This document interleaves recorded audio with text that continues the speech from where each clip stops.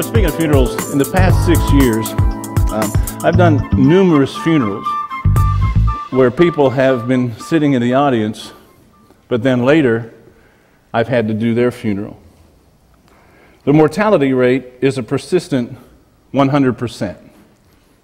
So eventually everybody who sits in the chairs in the back of the room at the funeral home will eventually lay in a coffin at the front of the room at the funeral home. I myself, who stands behind the pulpit and often eulogizes others, will one day move from the pulpit to the front of the room to be eulogized. In view of the inevitability of death, there's a two-word question that each of us should think seriously about. The question, here it is. Are you ready for it? It's, like I said, just two words. The question is this: then what? Then what? Sounds like a good title for a country song, doesn't it? In fact, there was a country song. A guy was talking about perhaps having an affair on his wife, and his friend was saying, you need to think about, then what? And so when it comes to death, we need to be thinking about that two-word question, then what? What's in your wallet? I mean, when you open your wallet, which, by the way, is a possession of yours, everything inside that possession you call your wallet is also a possession of yours. The credit cards, the bank cards, the money, the pictures, they're all possessions of yours.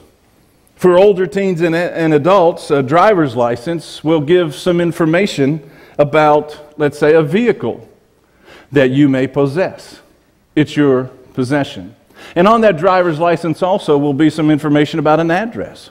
And if you were to go to that address, you would find a house that is maybe a possession of yours, or an apartment where you can at least keep your possessions. Now, if you haven't figured it out yet, what I want to speak about this morning is, let's talk about possessions. And let's talk about keeping possessions in proper perspective. Turn, if you would, to Luke chapter 12 in your Bibles, the Gospel of Luke, page 737, if you want to use the Bible that's provided for you. The Gospel of Luke. Jesus is addressing a crowd when he's interrupted by a man who really gives Jesus an order. He's not making a request. He gives Jesus an order, and he says, look, my brother is getting an inheritance, and I want you to talk to my brother about splitting the inheritance with me. Rule of thumb, or maybe we should say rule of law, rule of God's law, is that the older brother would get 2/3 of the inheritance, the younger brother would get 1/3. But the younger brother didn't want to settle for what was in the law. He wanted equality. And so he said to Jesus, tell my brother to split it with me. I want 50-50. Now maybe his brother was a follower of Jesus, and he assumed if Jesus told his brother, then his brother would listen. So he didn't really ask anything. He told Jesus what he wanted Jesus to do. However, Jesus' response was not what the man expected. Let's look at verse 15. Then he, that's Jesus, said to them, watch out. Be on your guard against all kinds of greed. A man's life does not consist in the abundance of his possessions. So instead of issuing an order to the man's brother, Jesus issues a warning to the speaker, because Jesus sees something at the core of the man's heart. Jesus is looking at his motivation, and his motivation isn't very good, and Jesus is going to be, if you would, the fence at the top of the hill. Instead of being the hospital at the bottom, Jesus is going to be the fence at the top that serves as a warning. Be careful, you're on the wrong track. Something's going to happen if you keep pursuing this. Understand this, that your life does not consist of the abundance of your possessions. In other words, the one who finishes with the most toys does not win based on the number of toys.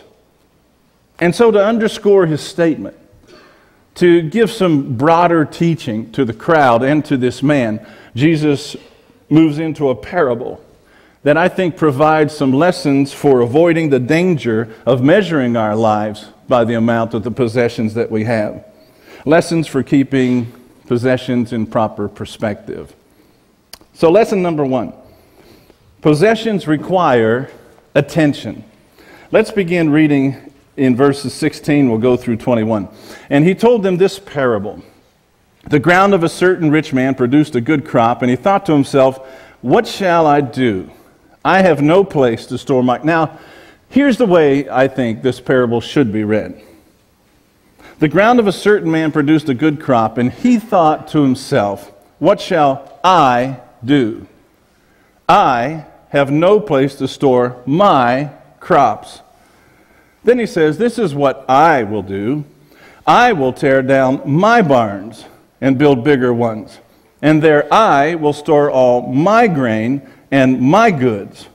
And I'll say to myself, you have plenty of good things laid up for many years. Take life easy, eat, drink, and be merry.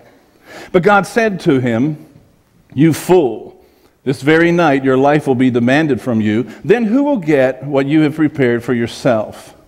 This is how it will be with anyone who stores up things for himself, but is not rich toward God. Lesson number 1, possessions require attention. The man in the parable had such an overabundance of things that he asked a question of himself. What will I do? What am I going to do? And then he said, this is what I will do. The possessions that he had demanded his attention. They demanded his time. And we find out that it also demanded an investment. He had so much that he had to do something about all of this abundance.